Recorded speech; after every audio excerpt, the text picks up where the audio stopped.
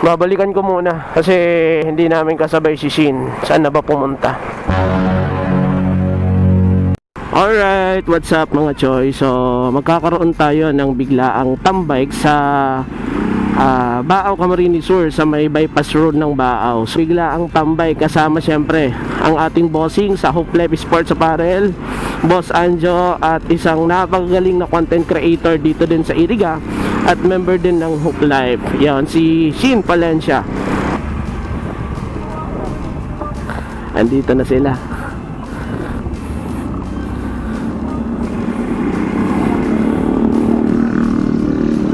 At dumiretso na nga kami papunta ng Baaw nang biglang mapansin ni Sir Anjo na hindi pala nakasunod sa amin si Shin Palencia. Kaya hinintay namin dahil baka kung ano nang nangyari o nasiraan na siya o naligaw na dito sa dadaanan namin. Nawala na si Shin, hindi na namin nakasama. Nasaan na ba? Babalikan ko muna kasi hindi namin kasabay si Shin. Saan na ba pumunta? Eto na.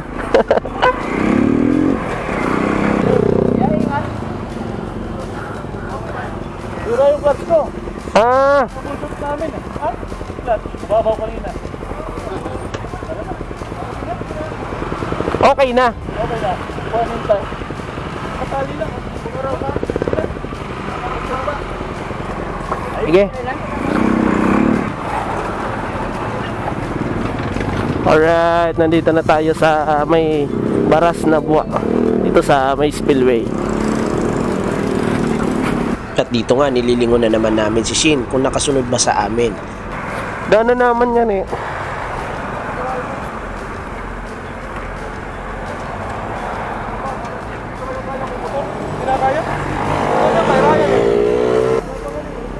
Ay, tan na. Ano? Amo, paunahan tan na lugod, sira. Paunahan tan na. Adi na lang kita likod. Hindi namin pwedeng iwanan yung kasama namin dahil kasama namin siyang umalis. Dapat kasama din namin siyang dumating sa pupuntahan namin. At nandito na nga kami sa may diversion Baaw papunta sa bypass road. At tumigil muna kami dito dahil sobrang delikado ng kalsada dito. Sobra yung kurbada at hindi mo talaga makikita yung mga sasakyan na paparating. Napakaganda ng kalsada dito sa may diversion road Baaw kasi purong espalto na yung dinadaanan namin. At dito nga liliko na kami sa may kanan dahil ito yung sikat na tambayan ngayon dito sa Baaw, Camarines Sur. Ito yung Baaw Bula Bypass Road o tinatawag ng mga taga Baaw na Baaw Boulevard. Ito yung magkokonekta mula sa bayan ng Baaw patungo sa bayan ng Bula. And as of now, hindi pa to tapos. Under construction pa yung ginagawang bypass road.